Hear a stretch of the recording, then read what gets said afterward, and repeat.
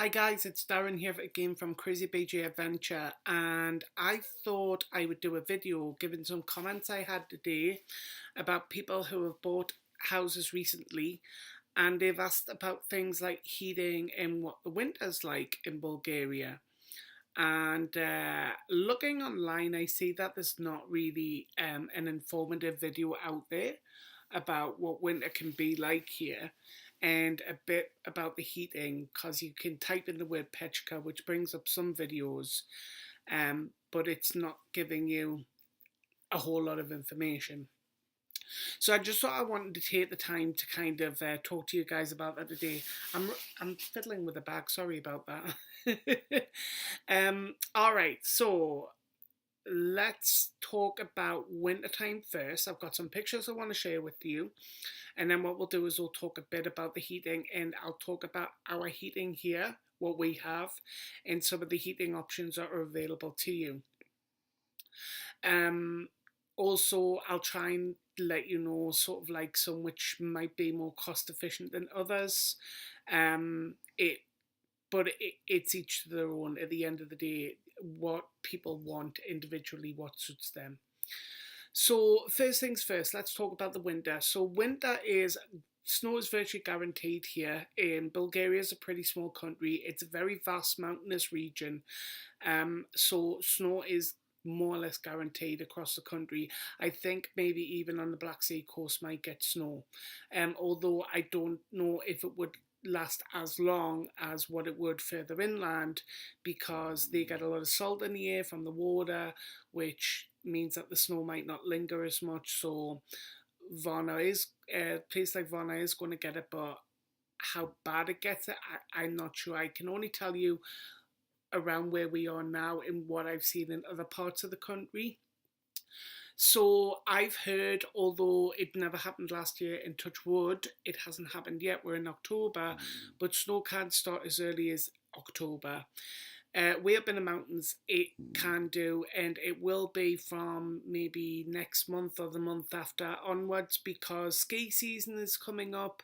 So you've got places like Bansko where now is the time where people are going to be looking at booking their winter holidays for skiing and going to places like Bansko, which I think the snow there is maybe until April, and then ski season's over. But really well and truly, when you're more or less definitely guaranteed that it's going to snow, is around about January, maybe even December. I have heard though here where we live that people have wanted a white Christmas. And in the last 9 years, they've never had a white Christmas. Last year, I just want to let you know on Christmas Day, we were sitting here with Christmas jumpers, went round to our friends. It was 20 something degree heat. We end up sitting in the garden and having to take the jumpers off because it was so hot. But as soon as the sun goes down, it does get cold on the night.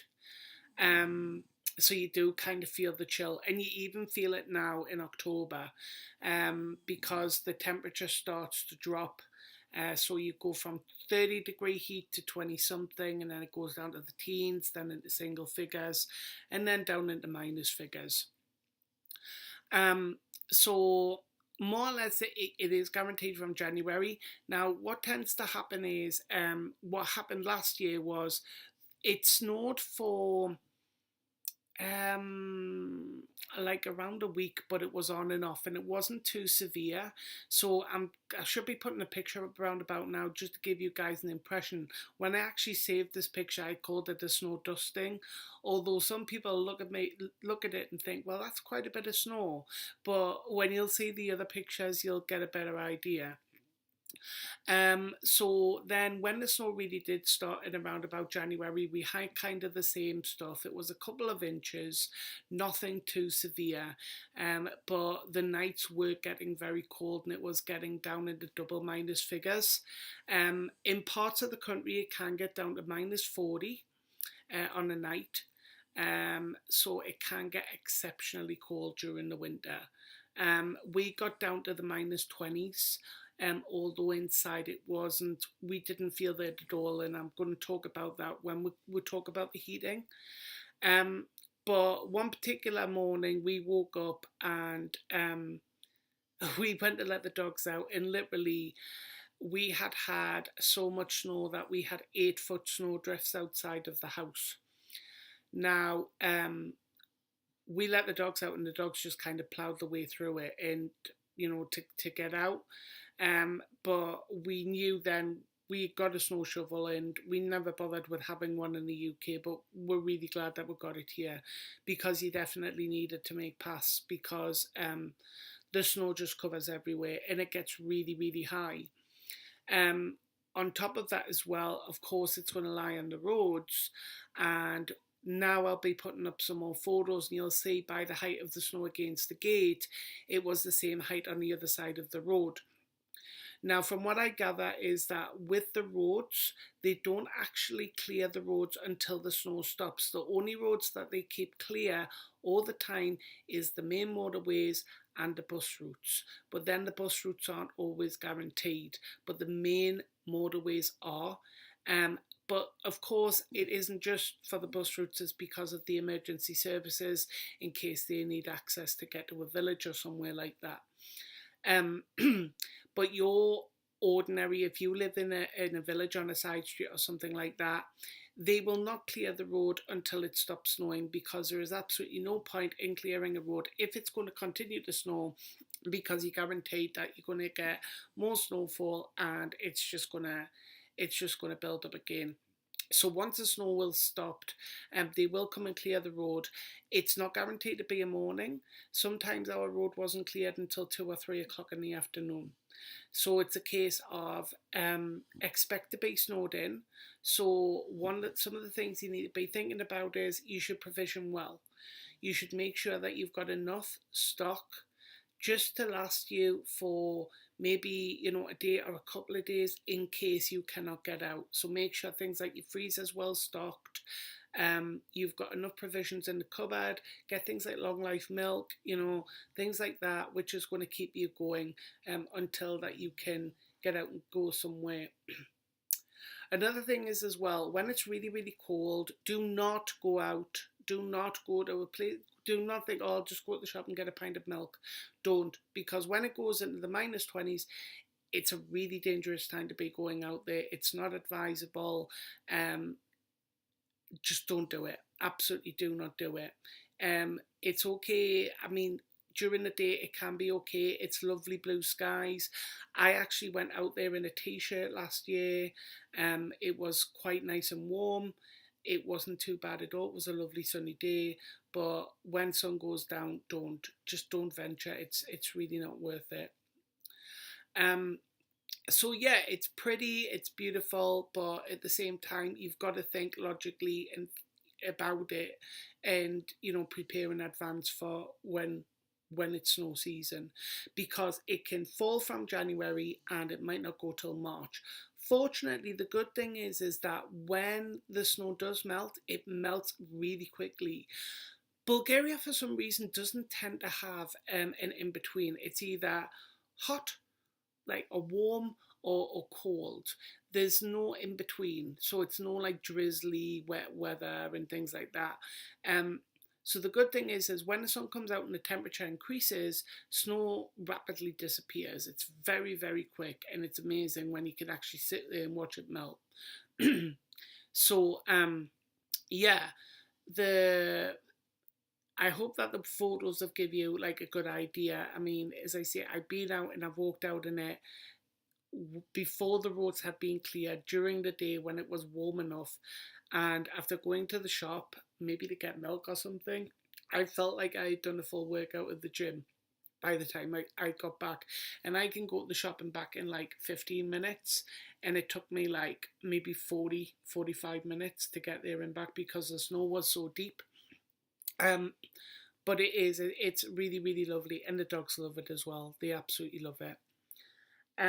So that's a bit about the snow.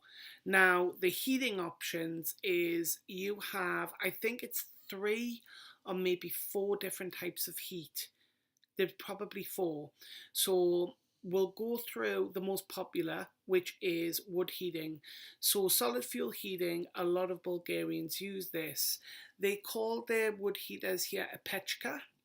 Okay, pechka is actually translates as oven. So it's also used as a stove and an oven. So this model here has an oven above it, which means that I can actually slow cook in it. Um, Bulgarians will do that a lot here because they take advantage of the heat, whilst at the same time what they do is they can cook on it. So they're very efficient in working like that. They are very, very reasonably priced. They go anything from 50 lev, so about £25, way up into, like, this one cost us, I think, was like 680, 300 and something pounds. Um, Maybe higher as well. I'm not entirely sure. There are different models. This model is called an avant-garde. Which we absolutely love it. I mean, we're still having a couple of creases that we're needing to iron out with it. We're having one or two little problems, but we're getting to know it all the time. This model as well also has a water jacket, so it heats the water, which is ran to a pump. The pump feeds round to a radiator system upstairs. We've got like 5 radiators upstairs, and those radiators get really, really lovely and hot. And then it just comes back through the pipe, and then it just keeps circulating all the time. So there's that one. The next most popular one is that this is what the Bulgarians use because they use air conditioning in the summer, or a lot will use air conditioning to cool the house. And they'll use it in the winter to warm the house. The Bulgarians really like air conditioned heating. They think it's very clean and efficient. But along with that, air conditioned heating is not cheap. It will bite into your electric bill quite a bit. I was reading in the news today that some people were saying it was costing like minimum 90 lev a month. So that's like £45. It's not too bad, but when you work out the difference, ours works out, I think our highest one has been like 60 lev, about £30. So it's not a massive increase, but you just need to be aware that, if you've got a couple of them running, it can really run the electric bill up. Plus as well, there's the cost of, if you haven't got them in already, of having to buy the units and install them, and then it's just the running of them after that. The next option, which is a very popular option, is wood pellet heating. So similar to this kind of model, but what it is it runs completely on wood pellets. It's a very, very efficient system, but it's a lot more expensive. I know it's around 3,000 for a unit, 3,000 lev, so £1,500. And what happens is you have these little small pellets. Some are made from wood, some are made from sunflower oil, I believe, or something from sunflowers. And what happens is the pellets are poured into the boiler, and then it feeds the pellets through. It sets fire to them. And then what it does is that heats the water jacket, which runs to a pump which feeds around the house.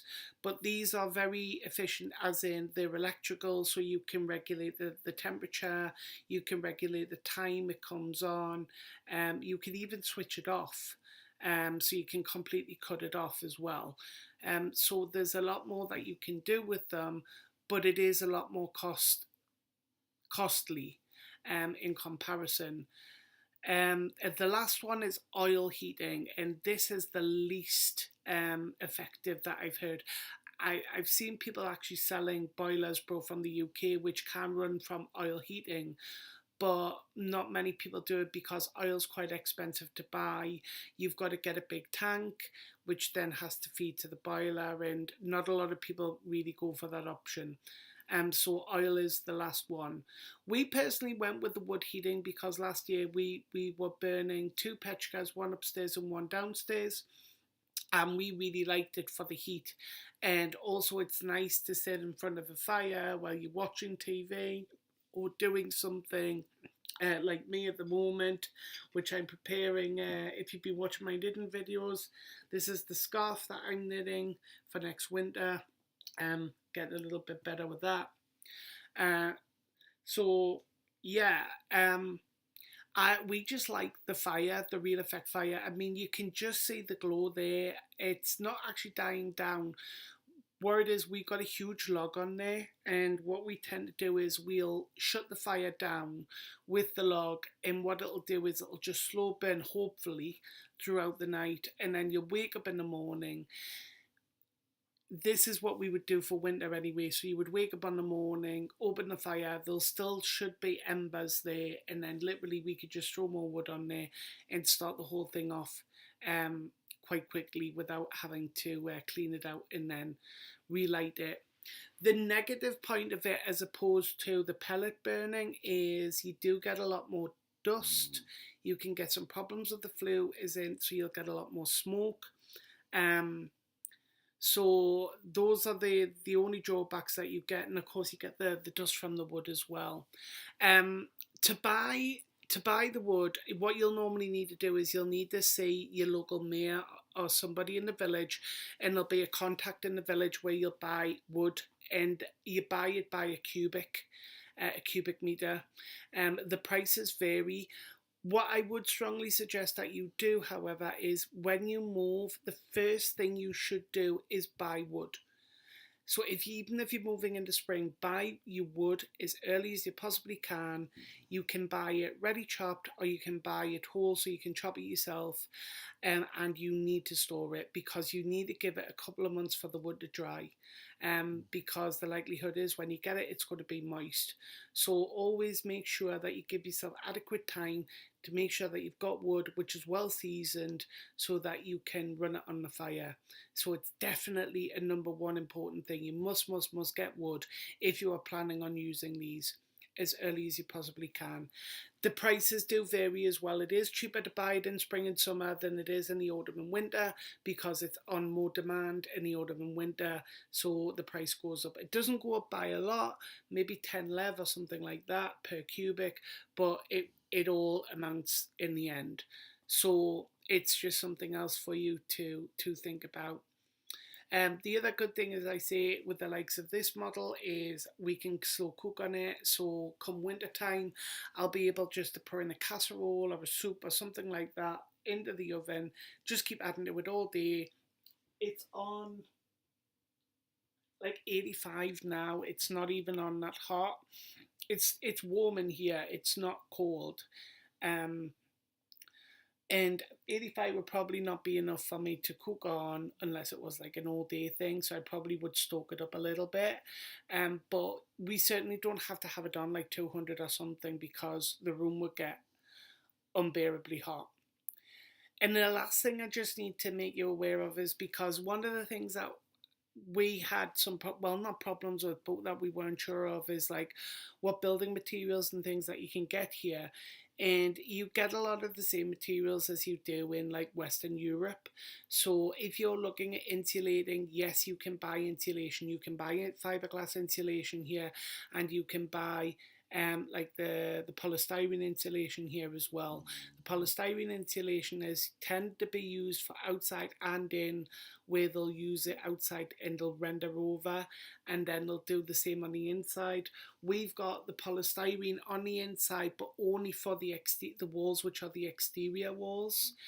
We didn't bother with the internal ones, and it's just so that the heat isn't lost. So that's the other thing you're going to need to consider, is check things like your loft. Is your loft well insulated? Where you're most likely to look at losing heat, and insulate where as best as you can, in order to prepare for the winter. So that's really the number one key thing of your first year of moving over, is you've got to work out when winter's going to happen.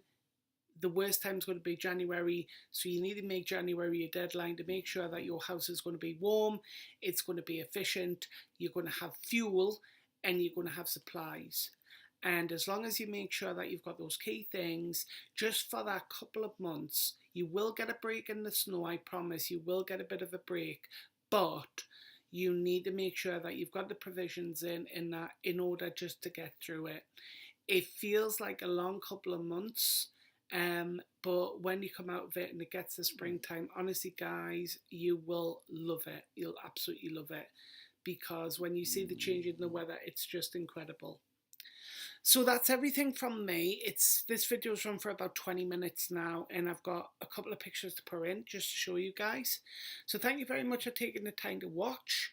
I hope it was informative for you. If there's any other things that you want to know, please consider leaving me a comment. Also, if you like these videos and you want to see more, please hit the subscribe button and also give the video a like. And I look forward to seeing you again in the next video. So until next time, have a great day. Bye for now.